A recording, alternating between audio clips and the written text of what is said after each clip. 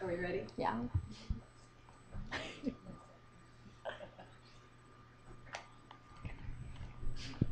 Thank you.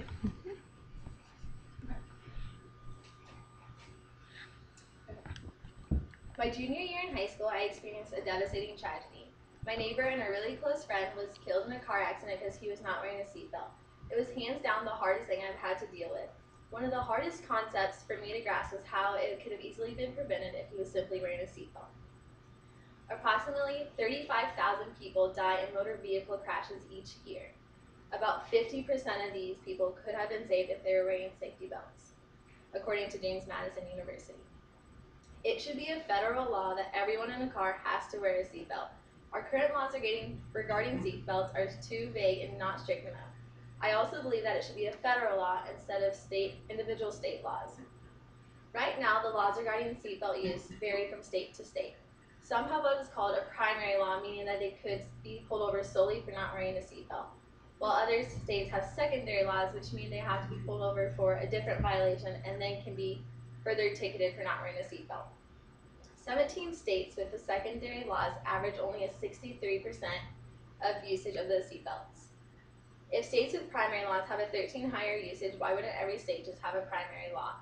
This is why I think seatbelt laws should be a federal instead of state. This way, all states would be primary and there'd be no confusion for citizens traveling from one state to another. It shouldn't matter where in the car you are sitting or how old you are, everyone should be buckled. The Governor's Highway Safety Association lists all current state laws. For example, in Florida, everyone who is 6 or younger must be buckled if sitting in front.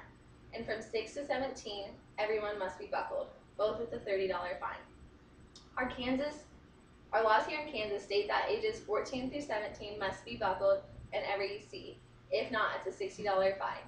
All passengers in the front must be buckled or a $10 fine.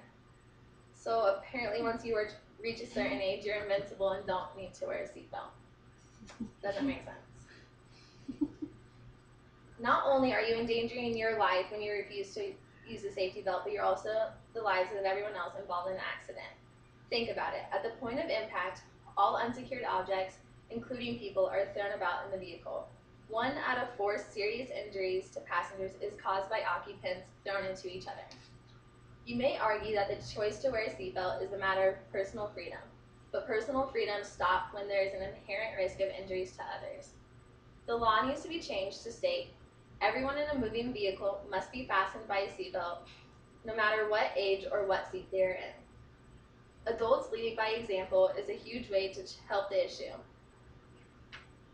Adults who do not buckle up are sending a message to kids that it is okay not to wear a seatbelt. Research shows that if the driver is unbuckled, 70% of the time children in that vehicle will also not be buckled. Of 100 children who die in motor vehicle crashes, at least 80 would survive if they were secured properly. If you think about it, we all pay for those who not wear their seatbelts.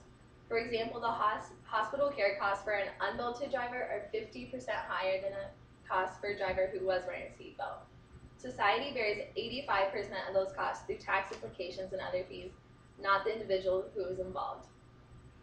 What would be a perfect way to solve the issue is if cars would be able to be manufactured to not start until everyone is buckled in the car. If this were possible, then there'd be zero chance of anyone being on the road unbuckled. I see how this idea might be a little far-fetched and take years to do. So in the meantime, just breaking down on the people who are not wearing seatbelts and possibly raising the fines to stop second offenses from happening needs to be done. Increasing the national seatbelt rate from 90% from 68% would prevent an estimated 5,536 fatalities as well as 132,670 injuries and save the nation $8.8 billion annually, according to the National Highway Traffic Safety Administration. There is nothing but positive outcomes that will come from the changes regarding seatbelt usage. It is something that seriously needs to be done. Sometimes people forget how important it is to be safely secured in a car, but as you can tell, it can make a huge difference. The National Highway Transportation Safety Administration referred to the seatbelt as the first line of defense against injuries or death.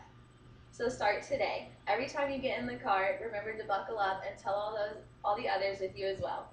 You personally can take action and make a difference and hopefully save not only your life, but those around you as well.